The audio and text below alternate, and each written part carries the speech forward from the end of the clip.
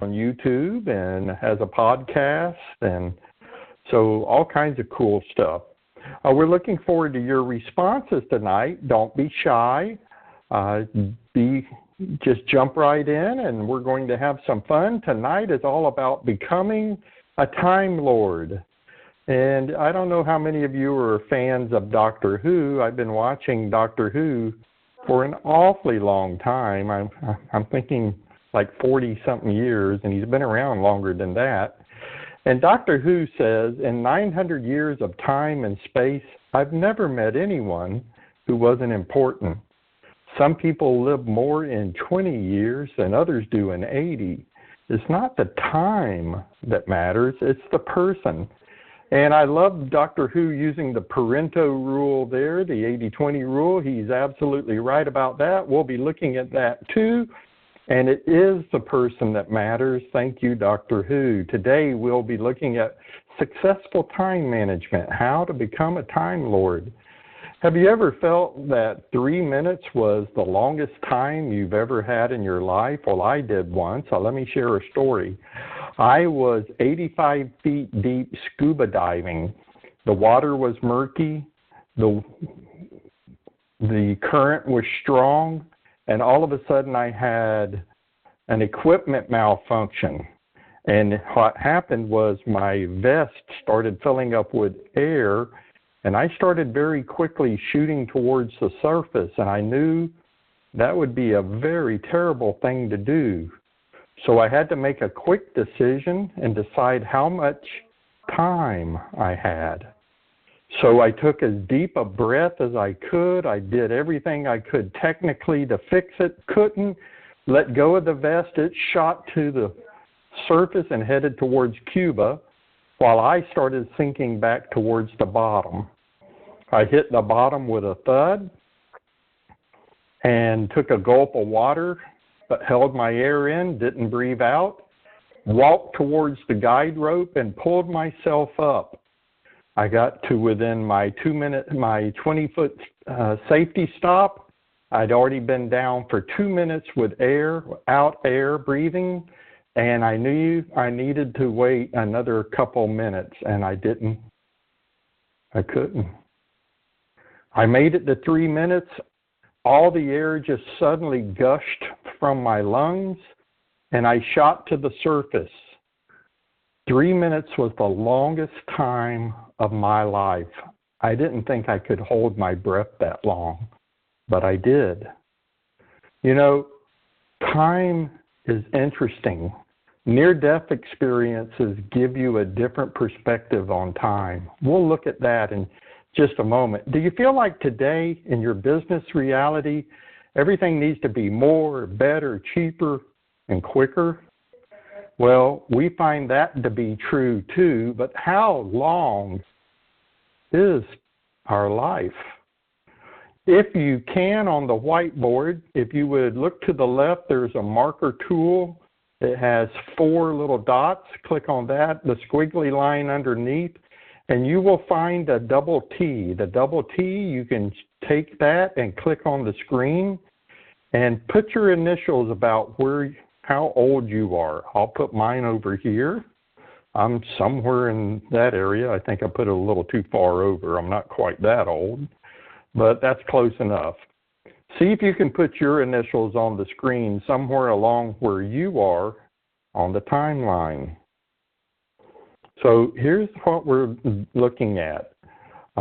Is time short or is time long? The question comes to play when we realize that for me, my life has been about this long. And you think, well, my gosh, Robert, that's a long time. That's right, but I'm telling you, it seems like it was yesterday. And unless I get hit by a bus, I'll probably make it about this long. And that is still a very long time. You see, I probably won't retire until I'm somewhere in here. I've got a long time to go. How about you? How much time do you have left? If you make it to 100, are you over halfway? Are you even halfway yet? The question is, what are we going to do with our remaining time? Well, there's a lot of things that take time away from us. Let's take a moment and look at this list. I'll read out a few, and then I'd like you to come off mute and tell us which of these are your personal time robbers. What takes up your time? Is it personal problems or mistakes that other people make, or maybe other people's decisions, or just during the day you're interrupted by the telephone or social media, or maybe you just have poor communication skills because you've never been professionally trained to communicate? Well, whatever it is that takes up your time, there's a solution for that, isn't there? So Todd, would you come off mute for a second? And looking at this list, which of these are the most difficult for you?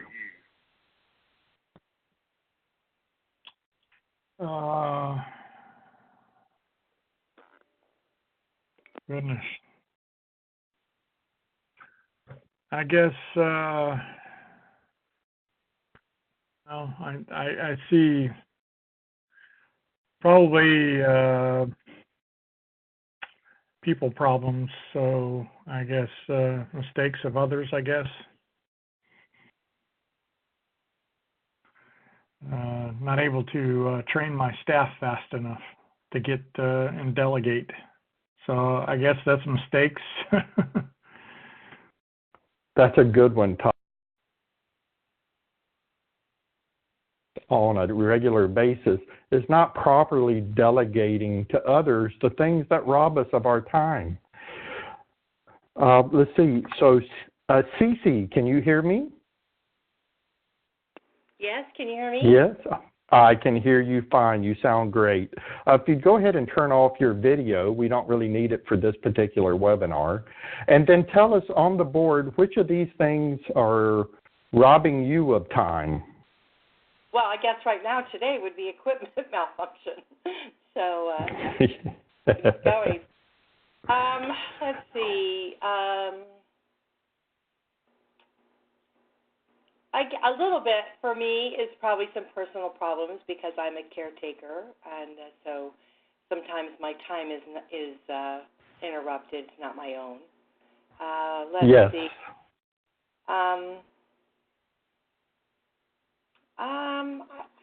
It's hard to say. I mean, my business is social media, so I can't really say that. I don't really have people complaining, thank God.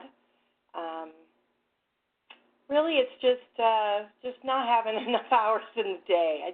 I do a lot. Maybe that's it. Maybe I try to, and it's not on the list here, but maybe putting too much on my plate where it flows. Yeah, that's probably my problem. Absolutely. Trying to overdo it, trying to cram too many things into one day will definitely make the rest of the time disappear very quickly. Lisa, can you hear me?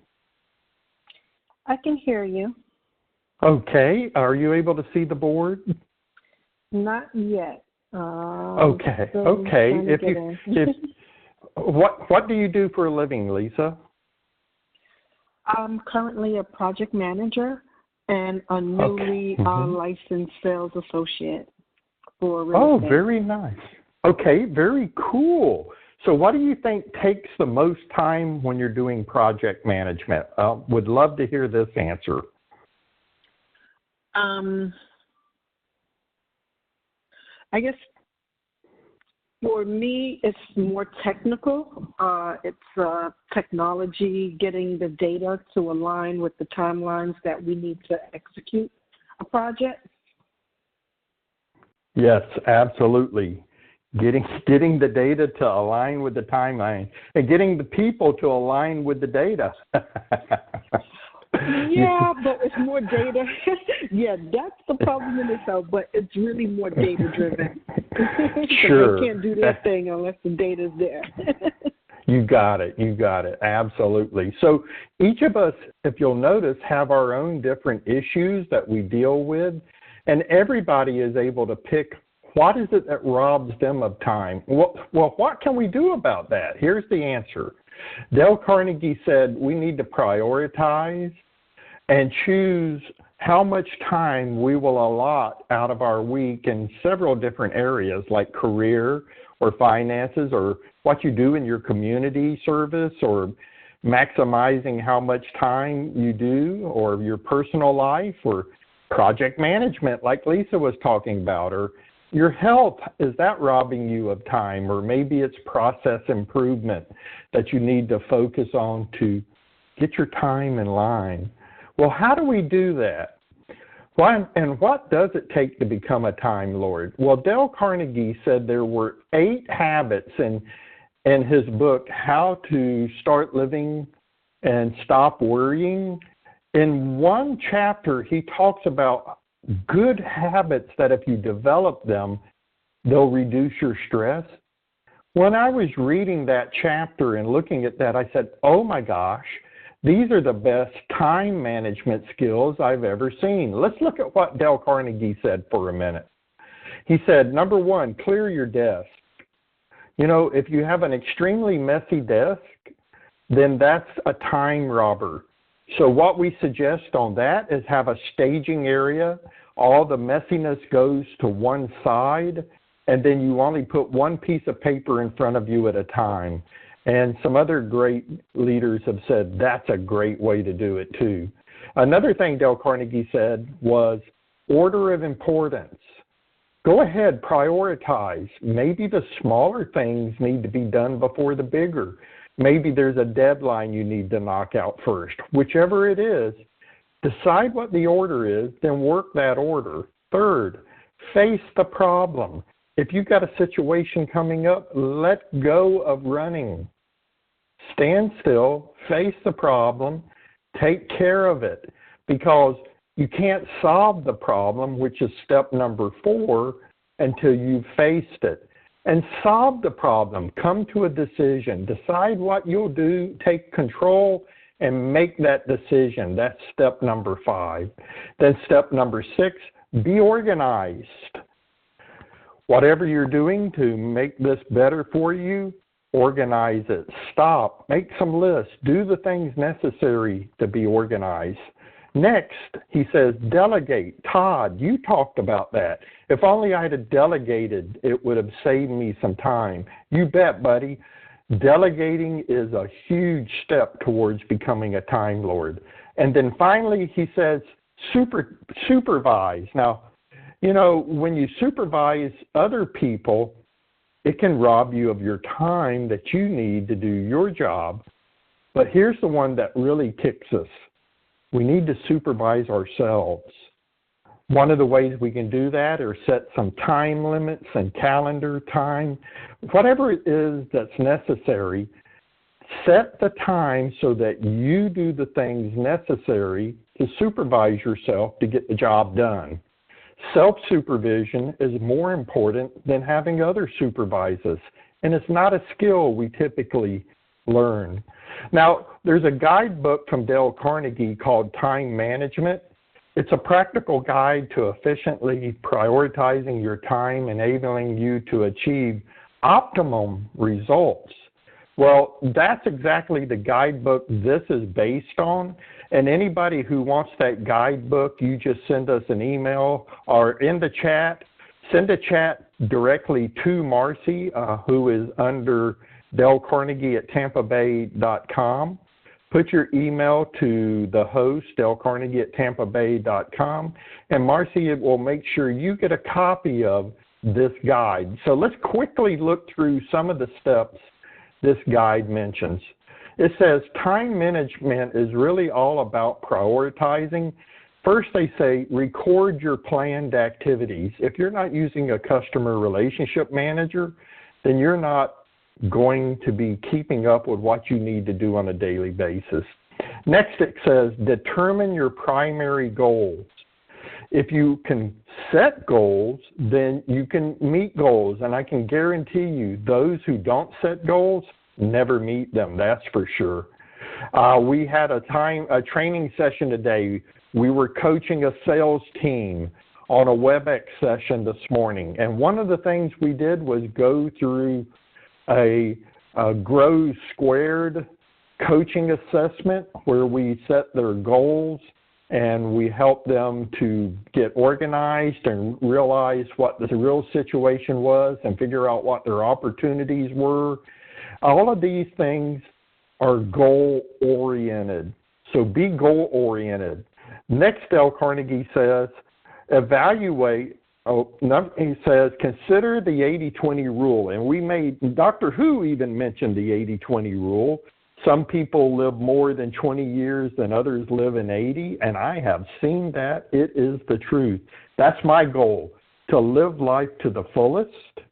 So consider that Pareto rule. If you aren't spending 80% of your time on the 80% of the things that bring you the most profit, you're wasting money and you're wasting time. Stop spending 80% on the time on the 20% of the things that really don't matter. Let go of those and move into being a Time Lord with step number 4. And step number 4 is evaluate what's important versus what is urgent. You know, things become urgent when we don't do them when they should be done. We run out of time, things become urgent. So if you can evaluate what's important, do it before it becomes a matter of urgency, because step number 5 in the guidebook says... Robert, may I interrupt for a second? Sure, jump in. Down in the chat, I put a link for a very funny and high-impact procrastination video, and it's all about... Oh, is that Tim Urban? Yes, it is. It's very funny, and after you're done with this session, go check it out. It will change how you look at procrastination. Absolutely. Tim Urban's the best when it comes to dealing with procrastination. This is a great TED Talk that he did. I guarantee you, it'll have you laughing as you realize just what it is that makes you procrastinate. Thanks, Marcy. That was great use of your time there. And it also leads us to step 5, ranking. Rank the things that you need to be done first. And here's what I find. If I rank them and I don't ever do anything but my top ranked issues, I'm happy with that. If I can get to the other things, that's okay, but I need to knock out the things that are of the highest level importance. And then next, create a schedule. So let's take a second and take a poll of everyone. What do you use to keep up with your schedule? We'll start at the top. Marcy, what program do you use, or what tool do you use to keep up with your schedule? I use Google Calendar, but I've also begun using something called Trello, Trello, which helps me to make lists under projects and be able to... I'm not a project manager like Lisa, but I need one. So Trello is helping me to do that. Perfect. Okay, Lisa, what do you use to keep up with your schedule? I use Outlook, actually, and Trello, I just became aware of that, so I haven't played with that yet. But we use a lot of internal connectivity to interact and to keep up with our timelines and schedule. Right, exactly. I'm an old school. I need paper and pen, and so I actually there you go. Hard copy, like a planner or dictionary, journal, yes. to keep track of things. Beautiful, absolutely. Hey, nothing wrong with old school. If you can write it down, you can cross it off. Well done, thank you. Cece, what do you use to keep up with your schedule?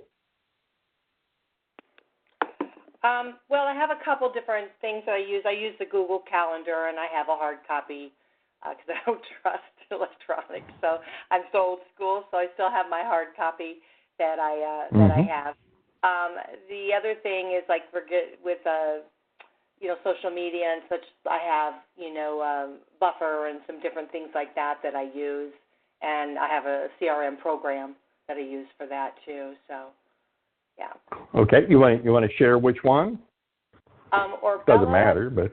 or am I saying it okay. right? Or Bella, we just signed up for it, so we're just starting to use it.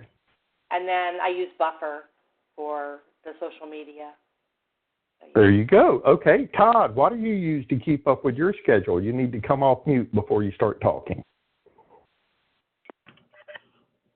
Yeah, we use a hybrid too. I use a focus planner, and I also use CRM applications that integrate with Google Calendar.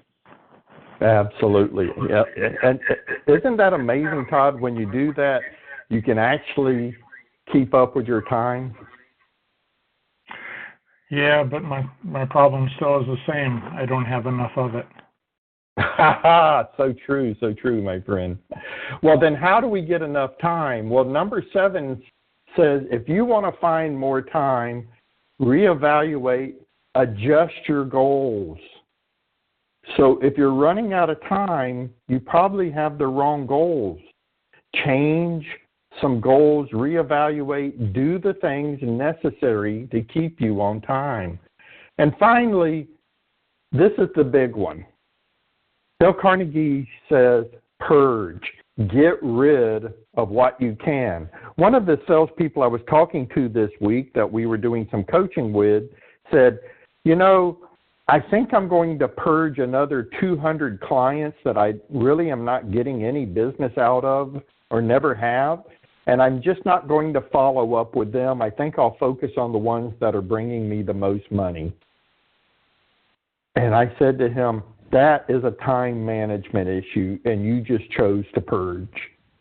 And that purge will help him focus on the 80% of the people that bring in 80% of his income. And that's where you need to be. So good job on that for him.